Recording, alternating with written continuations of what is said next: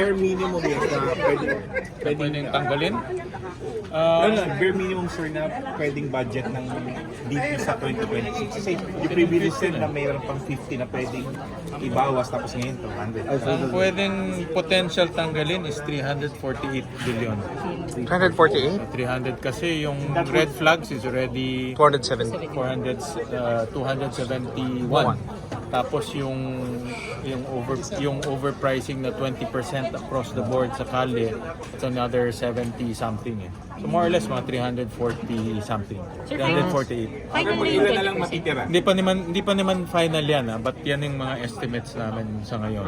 So kung ang budget nila is about 600 plus, tanggalin mo ng 340 plus, so mga 350 ang matitira more or less. So that would be the bare minimum budget. Potential lang to subject to yung sasubmit nila ng mga documents tsaka details. Kasi nakita nyo naman may kalsada na hindi natin alam gaano kahaba, saan. So, ang nangyayari kasi dyan, kung double ang entry, yung budget lalabas dalawa at pwedeng gamitin ng district engineer kung saan yung pwedeng gamitin. So, dyan talaga mangyayari yung mga ghost project at mga anomalya. Until Monday pa naman, sabi nyo, pwede sila. Until Monday. So, they have to justify it until Monday. Pero right now, hindi naman na-defer ba tawag doon officially? Defer ang tawag ko kasi dapat i-approve ngayon, defer to Monday.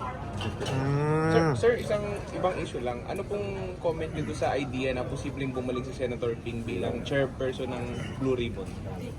Para sa akin, maganda yon dahil unang-una, integrity. Alam naman natin yung kanyang integridad. At pangalawa, may experience siya pagdating sa investigation. In fact, lahat naman to lumabas sa kanyang privilege speech. No, siya nagbigay ng detalye, siya nagbigay ng pangalan, siya nagbigay ng lugar, siya nagbigay ng amount. Yung privilege speech niya talaga nag-trigger nito. So para sa akin, dahil siya yung may information, mas magandang ipagpatuloy na lang yung chairmanship. Sir, yung mga lugar na binanggit mo yung sa latter part, yung sinasabi mo na sobrang taas ng presyo ng mga materyales, ilang percent yun? 1,000%? 1,000 plus yung nakita namin. No? Iba-iba. No? May 1,000, mayroong 900. And that goes to show, even si Secretary nakita rin niya in his own analysis yun. Ano? So talaga may mga lugar, hindi naman lahat, kasi may nakita rin kaming mababa, may nakita kaming justified, hindi naman lahat. Pero meron talagang lugar na mataas ang costing ng project. About how many projects yung nakita nyo na? Random lang yun so hindi natin pwedeng lahatin. Pero since random siya, pwede natin sabihin na estimate ko mga 20 to 30% of the projects ganyan ang presyo. And hindi ko pwedeng sabihin overprice yung over cost. Sir, itong mababawas sa budget ng DPWH, mare-reallocate sa ibang well, agency? isang magandang lumabas dito.